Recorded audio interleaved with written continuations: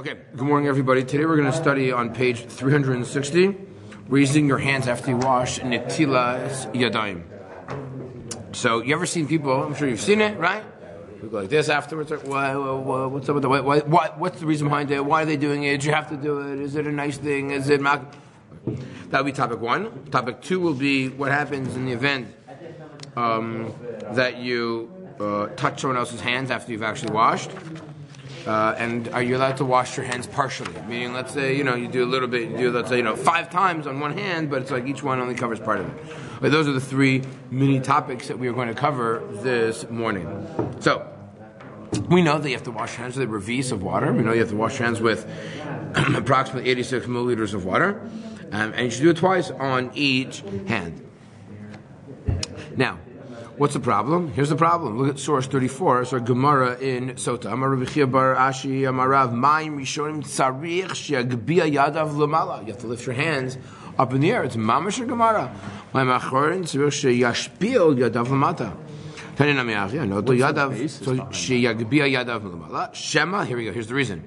What's the reason? Says the Gemara. Shema Yetzu Hamayim Chutz Leperek. So what is the reason, says the Gemara, why one has to lift their hands after they wash? Because we're worried about the water that's going to go chutz leperek, and what will happen? So we see from here that if you wash your hands by Nitilat Yadayim and it goes until here, let's say, you, shall we say, are very excited to wash the Yadayim, and you pour a lot of water over your hands, and your hand goes down to your wrist, right? Taking a bath, right? And that water, think about it for a second. If you pour a lot of water here, and your hand remains like this, the water will slide from down here back onto your hand. And that is a problem. That's what it says here, that the water that goes onto your hand, which is metar your hand, is fine. But water that was on your wrist, that's sliding back onto your hand, that is going to be a problem. Consider this, though, the extension of the hand? No, so he says up until the perik. Perik is a rib. Remember we saw that. Remember? That was like earlier. The perik is your wrist. So there would be an issue if it goes here? From beyond your wrist back to your hand. Yes. It wouldn't be an issue if it's from your hand back to like your right, exactly. That would not be an issue. So that's going to be pretty hard to do. Like how that's why people go like balancing act. Why is that the case? That's a very good question. Rashi, 35. That is a one Rashi. That's a very long Rashi for Gemara, right? So, that's really long. That again we saw before. So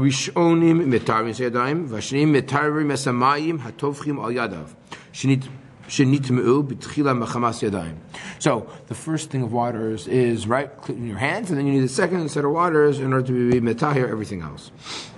Hasam hayadayim metamos umetaros ad haperek, klomar min haperek v'lamala, i.e. up towards your fingers, gazralehem lios shenis upostos truma. Those are things that shenis l'tuma, they pass the truma.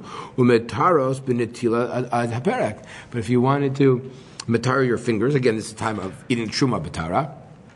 If you wanted to purify your fingers, you have to wash your hands into the wrist. Sha'ad haperek tzarich netila. Not tell us a rishonim v'esashnim ad haperek v'chazru liyad tohorin. Sharei tiaru hashnim es rishonim. So if you wash hands the first time, and the second time the water goes into the perek, and it goes back on your hands, that's fine. Why? Sharei tiaru hashnim es rishonim, because your second time you put water on there was metar the first time. However, not tell the rishonim chutz laperek. If the water, shall we say, slips down lower than the wrist, v'sashnim ad haperek v'chazru la'yad tmeya. Klomar, yatsu harishonim chutz haperek. If the water goes past your wrist, v'lashnim lo hikpid litol ad makom sheyitzu rishonim elad haperek k'mishpatam. Mishpatam. Let's say, so if the first time you poured water down past your wrist, the second time you didn't, chazru shon liyad tmeya. Shaharei Nitmu tchila machmas hayadayim. Fashnim lo tiharu es hayotzim. Hilkach tzarich sheyagbia rosh etzbosav. Therefore, you have to lift your fingers in the air. Lamala shema yetzu amam yishorim yachsu v'tumas hayadayim. So again, we see here that Rashi, we are concerned that we don't want the water that is going chutz leperek to recede. I guess water doesn't recede onto a hand. Recede is only used maybe by an ocean. I don't know. Did you say water recedes? Does it work? I think so. Water recedes back onto your foot. Not quite sure. Sounds good. Sounds good. Sounds good. Anyways, you got the imagery, right? How the water then returns back onto the hand. I guess recedes sounds much better than that, right? And that is the problem. And in fact, that is codified in the halacha. But from here, it seems to be that if you were to do both of them past your... Yes, that would appear to be okay. Right. Yes, I don't understand that necessarily. Is the difference between the first waters and the second waters. Right. Because we don't want that first waters, we don't want essentially the water that's going past the wrist to recede onto your hand. We're concerned. However, if because it's tummy, right, exactly. Okay. Right. So therefore, if the water goes past your wrist and then comes back, I see. We are only metaher one's hands for truma through washing with water until the wrist. If you want to metaher anything past here, you actually need a mikvah. So therefore, I think, therefore anything past here, it's not in the ballpark. Oh no, but that's not true, because if we said if water goes past here twice, it would be okay. Yeah. So if it goes once, the idea is that the first washing you're being mitahar the hands, the second washing you're being mitahar the water. Right. So if you do both of them the same length, even if you go up to here, it seems to still be fine. It seems to be fine. Right.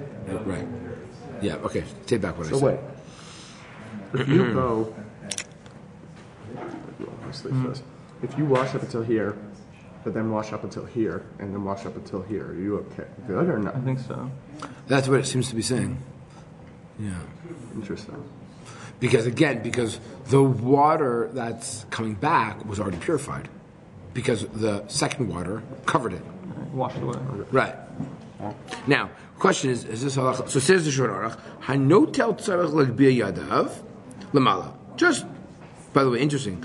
Rash etzbotav. I'm not quite sure how you just like this. Rash etzbotav. Just the top fingers, right? I mean, I don't see how you're right. That's not possible. Let's go like that. But that, I don't know. This way you can bend them. This way. This way you can bend them. Right. Have the water go down. Shelo yitzu ma'im chutz haperek v'yachzu v'yitzumas yadayim. Rama. V'uadin in mashpilin mitchilas hanetila ad sofa d'shaper dami. Right. By the way, you can also accomplish this by washing your hands this way too. Right. If you put your hands on an angle, so then the water is also going to go down. Meaning, oh no, sheyashpil.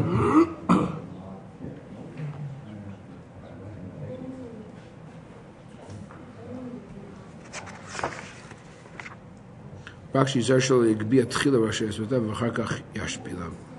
That's Yitzu Ma'im Chutz Haperek v'achzu v'yitumas Yadayim. What the Shor Aruch here seems to imply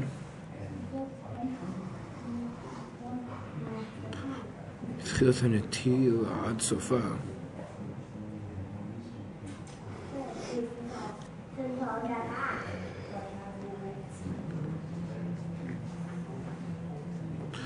I'm not quite sure exactly what the Ramah here is recommending to do to avoid having it come back. I'm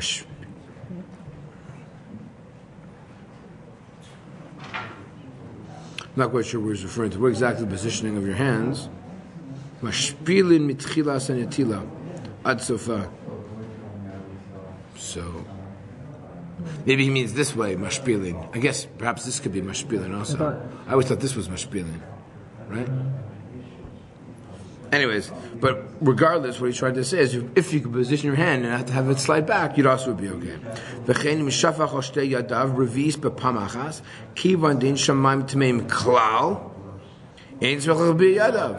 he says, wait a second. If you do on both your hands a revis in one shot, then also there's no problem of tuma because it was a revis which washed away everything. If you stick your hands in the water, that's also be okay. And then says the Ramah, three times, you don't have to worry about it at all. So we see here that in three cases, even if you do up until here, as long as it's like three times. Right. So he says in three cases you don't have to worry about anything. Three times, revis, or if you do the matvil. In those three scenarios, you do not have to worry at all. At least you don't make a bracha on matvil. Right, so we'll talk. He never got to the matvil, did he? Maybe it's later. Let's talk about how you do a matvil, how you do. I mean, you would be allowed to if you had nothing else. Well, if you're making a bracha, it's like putting your hands in the river, right? Right. Yeah, he didn't talk about that. Maybe it'll come up later. I hope so. Anyways, but the And again, what's the rationale behind it? It's didn't because there is no. Didn't we talk about that? No, we spoke not. about what water you're allowed to use. Yeah, but we never really spoke about how you do tefillah Siddur. He didn't make reference to it. So again, the Shulchan Aruch writes that what we're saying is that what's the rationale behind using a revis? Well, there's no issue of tumah at all. The reason is because if a person uses bevas achas in one shot, a revis of water, there is no ma'im tameim in those situations. Why? Because they're metahir. Your entire hand is metahir in one moment by using a revis of water. So it could be there's no chashash of the water running back. And in fact, this is what the Mishnah Berurah says. He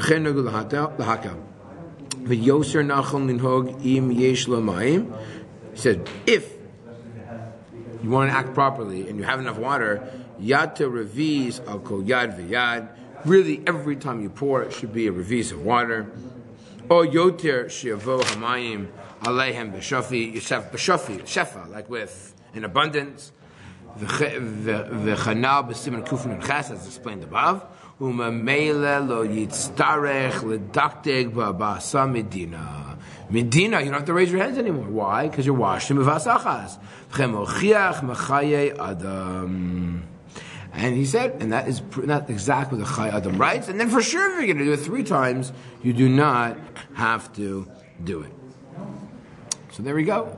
So the interesting, people still raise their hands up. So it appears that's actually only needed al pi derech Kabbalah.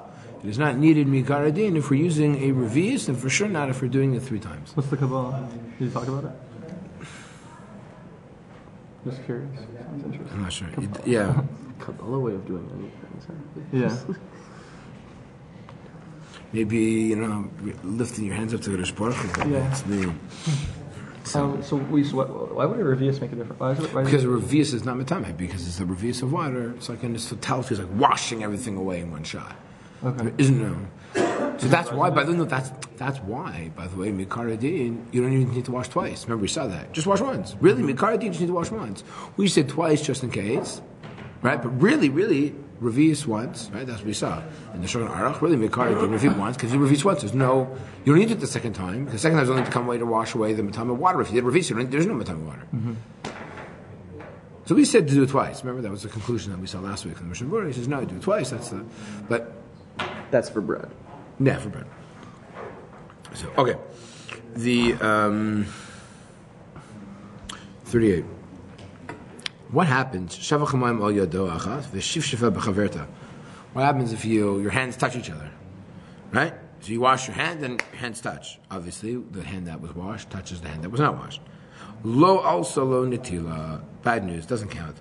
Afilu shafach b'achrona shtei yadav v'shamayim sheshafach al yado achas nitmu sheshifasha sheshafshafa nitmas chaverta ve'ena mayim mashnim etarim ela mayim shnidmu machamas hayad atzma v'lo hevi machamas hayad acheres. If you just wash your hand once, it's also not good. Again, especially if you use less than revius, right? If you do more than revius, maybe not. Less than revius, then it would be problematic. You touch the other hand. You have to wash again. Mm-hmm. Okay. Therefore, you got to be careful. But if you wash your hands a little bit, it touches your hand. You have to actually dry your hand off properly. Right? Im naga behem, so you have to make sure your hands are dry before you do that. Nitilat Yadayim again. Now, would you make a bracha over it? So let's say the answer is no. You don't make another bracha. By the way, first bracha. Right. So I think that would be, you're making another bracha. Let's say you wash the Yadayim, then your hands touch somebody else's hands. Is assuming you only did it once. You didn't do it properly. Right? Let's say you only did it once, or let's say you touched someone else's hands. That he didn't do it properly. And they didn't wash yet, right? No, sometimes your kids didn't wash yet, or didn't do it properly. They didn't wash yet. Your kids sometimes jump on you. I've had that. Your kids they jump on you, right? Where you're standing by the washing stick, and you wash. They kind of like barge in front of you to wash. So even if you've already dried your hands and everything, if you touch someone who hasn't washed yet, I think you have to wash again. Oh. Okay. Even if you already washed your hands, shekvar nitaru yadav legamrei kevan shenaga behem acher shelo nato yadav tzarich lenagev v'lachser v'lito koroi. That's a Mishnah Berurah, right? If you can't touch someone else's hands, you got to rewash again. However, you don't need to make another bracha. You would just dry your hands properly and then wash again with bracha. Then wash your hands, make a bracha. Okay. Let's take a look in this Yalkut Yosef 41. Imnato yad achas v'naga behem biyado hashniya shadai lo nitla lo ho'ila lo nitila zo. And you need to dry and wash again. However, if you already made a bracha, wash again without a bracha.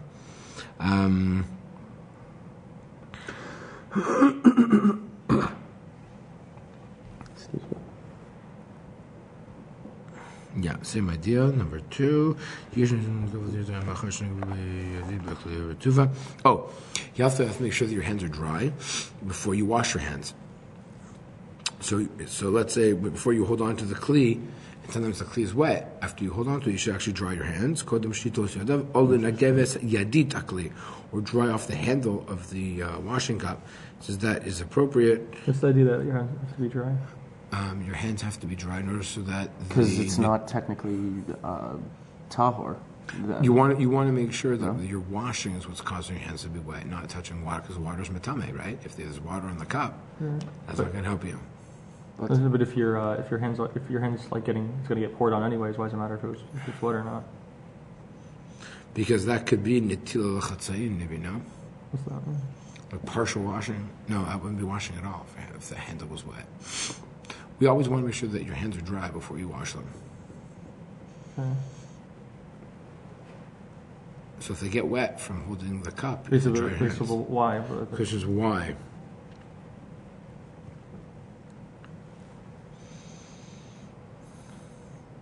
I mean, like, just based off of simple logic, I mean, if we're doing this in order to get our hands wet, in order to mitaher our hands, then, as you said before, like, we're not going to be doing that.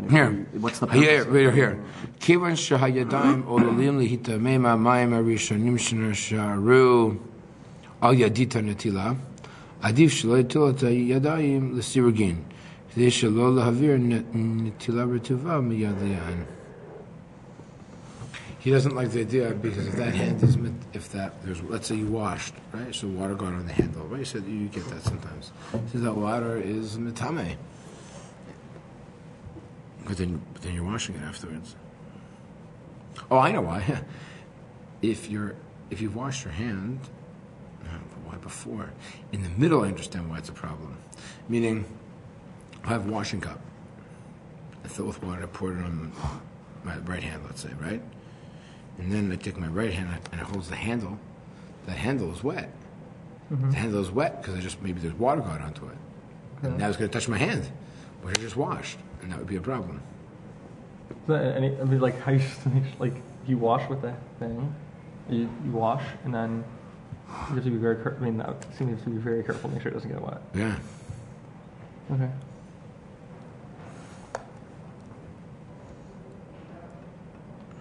Okay. The last thing is we shouldn't wash. We'll just do this briefly because it's getting a little late. You don't do nitilat l'chatzayin. You don't do partial. Just like in a mikvah, you can't go in partially. So too, you cannot do partially as well. But you should make sure that when you pour the water over your hand, that it actually covers everything properly. If it doesn't, let's say, it doesn't cover it doesn't hit like the palm of the. Yeah, wash again. Your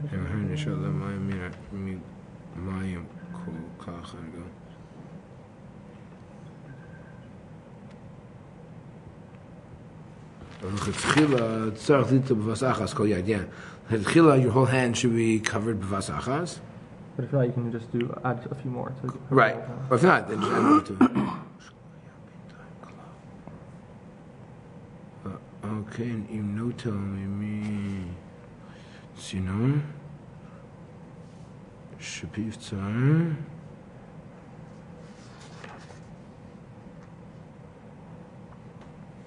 Right, so he says ideally you should use a kli that contains enough water to dump on your hand to cover the whole hand in one shot. If you can't, you can't. But you should try to use, which is the big washing cups. You should try to use a cup that would actually cover. Because think about it, it's like this. Even if you just use a revi of water, it is very unlikely that revi of water is going to be able to cover your entire hand. It's not. practical. So that, which is the reason why we don't see washing cups that are just a ravit. We see washing cups that are like, 10 ravits, right? They're huge, those cups. And that appears to be the reason why, because otherwise it's l'chatzein, and we don't want to do that. It might be okay, but it's not ideal. Good morning, everybody. Today is the topic of din chatzitza for Nitila, a barrier when a person washes for Nitilat Yadayim. It's found on page 366. I don't know how much we're going to get through, but I'd like to get through at least the first part this morning. So here we go. Source. The source is a Gemara in Masechet Chulin, which says the following: Kol davar shechotzeitz betvila baguf. Anything which is a chatzitza for one's body when they go to the mikvah, chotzeitz b'netilat yadayim lechulin, is also considered a chatzitza. Is also considered a barrier when it comes to washing for mundane foods. And of course, sanctifying one's feet and hands for the base of Midash, which of course, unfortunately, we're not going to discuss. The idea here, I just want to explain something. Not yet, right? Maybe tomorrow we need to deal with it tonight. So what's important here, and this I want to just talk about chatzitza for a minute. So there's different types of barriers that exist. There's what's called rove. There's a majority of a person's body which is covered in something. That is a chatzitza min haTorah. Rubo umakbid, if a person, meaning the majority of their body is covered, and they're makbid on it, means like dirt, it's chazarah that no one really wants to be seen in public with. Rubo umakbid is Me-DeRabanan. Then you have different types of categories of different types of chatzitzas. This, in the modern era, is really only applicable to women before they go to the mikvah. Right? Meaning we are not makbid on these things when we go to the mikvah and every Rosh Hashanah, every Yom Kippur, I play the minhag to go in other times. Because it's a minhag. There's a minhag, we don't make a bracha on it, right? When it comes to women going to the mikvah, that's min haTorah, from being a nida. So, from like, I guess biblical times, would they say bracha? Yeah, of course. When they would go Harabais to make a bracha, sure, yes, of course, that's min haTorah. Oh. Yeah. You have to go to the mikvah before going to Harabais. Yeah. So This is what people do now. we should really go up. So you would make a bracha so they nowadays? can make a bracha. So they can make a If you would make a bracha if you went to the mikvah? Those people, if you were one of those... there is a minority opinion who say that you can go to Harabais today. That's not the opinion of our Rosh Yeshiva, right? Listen, was very much against going to Harabais. One of those people. I think those people that do go, I think they do make a bracha. You're supposed to. They do. Yeah, Right. they do. I'm pretty sure. Hakota, I know. I showed the kota and they go. No, I saw that email What do you mean? from a few months ago, weeks ago. Probably like a month ago. That what? Email. Oh, that he sent out his opinion on Harabais. Yeah, there was like a Right. What's his opinion on it? Not to go because He was very against it. yeah. Yeah, because in the religious Zionist world, people were upset that he came out against it, but he fell. So, okay, Halachic standpoint or from a halachic / political, It was felt also it wasn't the right it's thing to just do. another thing to do. Like, just don't. Like, it's not. you're not helping anything. Yeah, exactly. Right. And also, by you standing there is not going to enhance the suffering. Anyways, not for now. Let's go on. So when it comes to washing for Nitilat Yadayim, which is much more practical, it appears based on this Gemara, we need to know, we have to be very careful what we are, when we wash, we have to check our hands, make sure we don't have any chatzitzas at all. Take a look at the Tosfos there. Source number 2. So we have to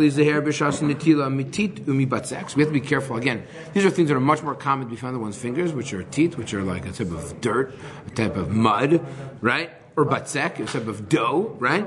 Shetachas hatziporen, which is going to be, we'll talk about that after. That's underneath the fingernail, especially that's where food often gets trapped, or chazara gets trapped.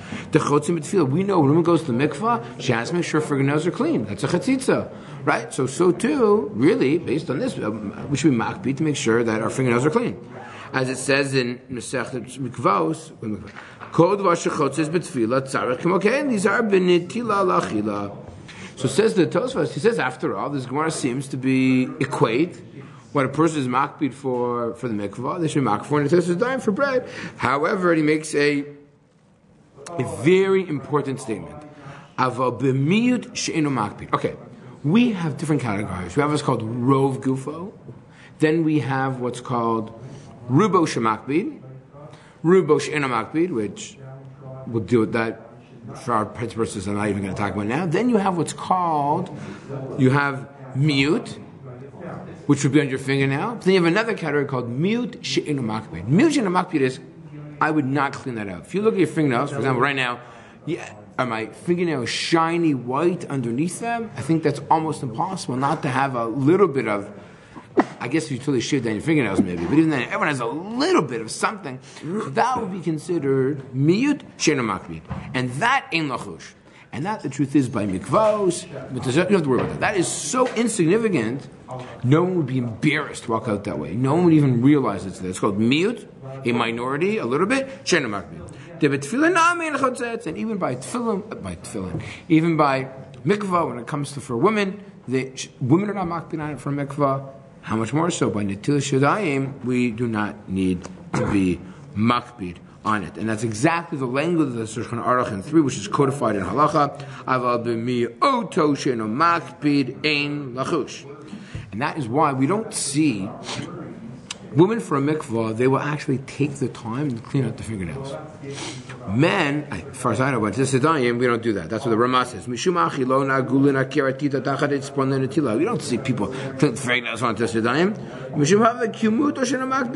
So when it comes to women, we want to be more serious, and we'll tell her, try the best to clean your nails as best as you can, but attempt to clean. We won't even say by Nitilat Yadayim. Why? It's only JLIC. Nitilat Yadayim is JLIC. So therefore, we're not going to say, spend the time. It's worthwhile endeavor. He says you don't even need to do it, right? If this person, let's say, is I don't know. Sometimes these guys are very makbid on cleanliness, like an istinist, like a prima donna. They would never walk outside with any dirt, right? Any bit would bother them. So such an individual, in achinami, that is miyoto shemakbid, he's makbid on it. Such an individual who wants to be in this pristine look, a person like that, we need to clean the fingernails before washing the Yadayim. I don't do it like that. It says ideally you should do it. And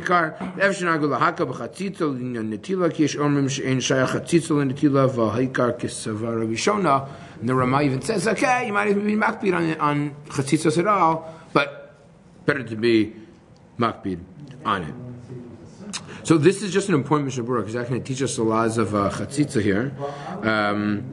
But I tried to summarize a little bit earlier, so I think that will be sufficient.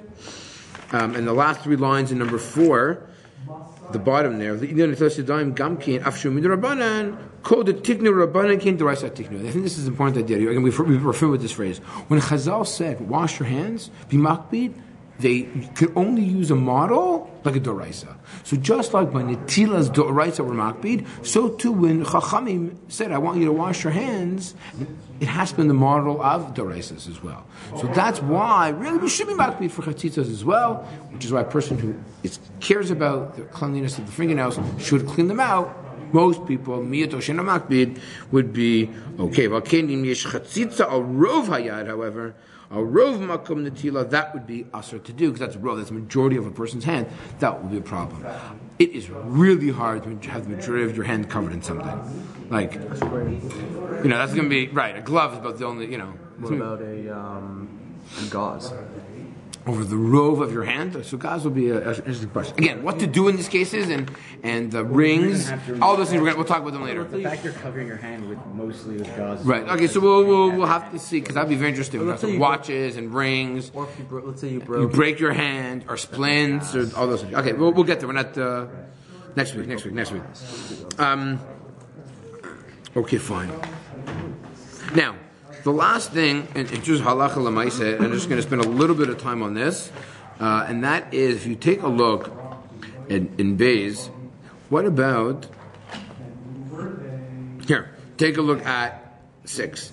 Kol davar shekein, davar shechatzos b'tevila chatzos b'netila, anything which is a barrier to tevila is also a barrier for netila. Kigon, tzoa shetachas atziporen, excrement that's underneath the fingernail, shlo keneged abasar, that's not mamish, the flesh, right, but if it's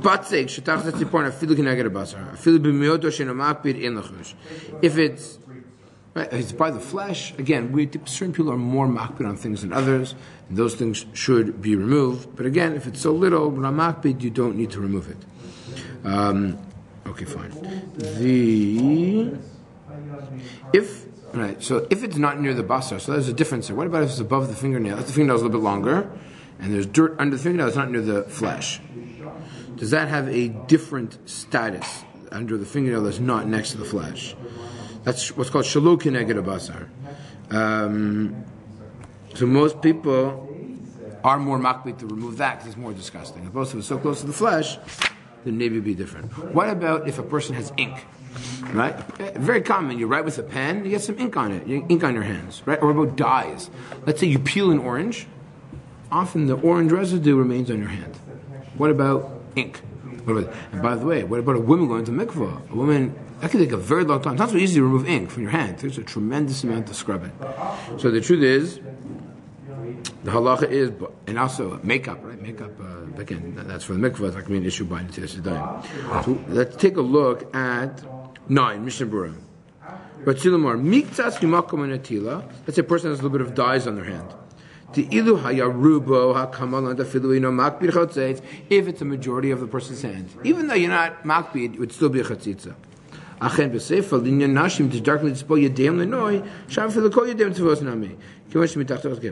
So the Mishnah Berurah says, what about if you have a little bit of dye in your hand? So most people, especially guys, are not makbid on that. If you have a little bit of pen in your hand, so you try to remove it, but you're not going to... You can get stuck with like that. Right, because you get a smear on the bottom of your hand. So again, we should try and clean it. But also there's ein bo mamashut. There's no... dye is very interesting. Ink has no mamashut to it. There's no volume. There's no substance to it. So something that there's no substance, we're much more lenient about. Even when it comes to women going to mikvah, by the way. Because there's no substance there. It's not like dirt. It's not a physical, tangible item. Ink, there's nothing to it, right? It's like almost totally absorbed in the skin. Right? It's just color. So we're much more makel about those things than things that actually have a physical component to them. So the beer halacha in 10 says, Ayim Mishnah Berurah Tzilmon Miksas Mimakom Hinkedav agrees. Himash says,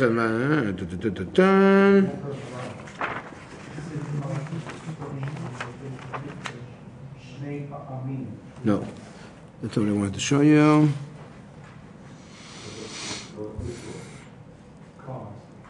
No, 12. Piskei Tshuva. The Piskei Tshuva says, Ubichlaw zet tseva shemithaveh al hayadayim mikiluf perot v'yarkot shonim. What about you just peeled an orange or a banana, so you have a little bit of that red or yellow on your hand? V'chein yud refuei hamnichim alamaka, or even a band-aid. Yadayim mepuchamot mipiach v'ashan, or if you have, let's say, soot and solder on your hand, right? Your whatever work you're doing. And you have, let's say, black, right? Let's say you touch the oven or something, right? The charcoal, say from the barbecue, right? Well, the charcoal might have more substance to it. Might have more physical. I don't know. Like grease kind of type of thing? Right, but again, grease has you don't want something that has a physical entity to it. You want something which is really just color, right? The kfar katvilayo shekmokein dio v'rishume 8, right? That's pen. Shalzmanenu harei ze begeder chazuta ba'alma. It doesn't even have any. It's just chazusa ba'alma. It's just like color, basically. Shin ba'mamish v'in b'chatzitza. It's not really considered a chatzitza. So women, if a woman gets ink on their hand, let's say from a pen, they should try to remove it. But if not, it's actually not considered a chatzitza because it's a chazusa, and therefore it's okay to do. Amnam shiure mashkot. But this is important. Let's say you're drinking orange juice and you get some orange juice on your hand. So this is not just orange from ink. This has sugar in there, right? You feel the stickiness on your hand. You feel it there, right? There's sugar. So if your hand gets orange juice on it, or Coca-Cola, right? And then it's sticky where the stain is. That's a chatzitza. Even a little spot on the hand. People actually, when they get that sticky stuff, they go crazy. They want to wash their hands right away, right? It feels uncomfortable. So that feels uncomfortable is declaring clearly that what? You're makbid on it. Because you want to go instantaneously and to wash it. They said that would be a problem, and you should do that before Nitilat Yadayim. And that's what the Tshuvos van Hagos of Rav Sternbach actually says in 13. Regular dios would be okay, but if you actually get something, unless the person is really, really makbid, he would never go out that way, then a person should really try and clean their hands before they wash for Nitilat Yadayim, especially because shall we say, and that's what he concludes with, Ein Roy La'akel. He says, it's true that maybe Mikara we're not makbid and there's no substance to it, but he says we should not be lenient. And that's why by mikvah we try to be makbid on it. We try to be, and that's why even Nitilat Yadayim, he said today, come on, water is everywhere, soap is everywhere. And many people actually wouldn't in the business world. If you knew you had a little, a pen mark down your hand, you would actually try to remove it. It doesn't look so professional. You look a little bit like a slob if you walk out in public that way. So even though there might not be any substance to it, you should still ideally try and clean it.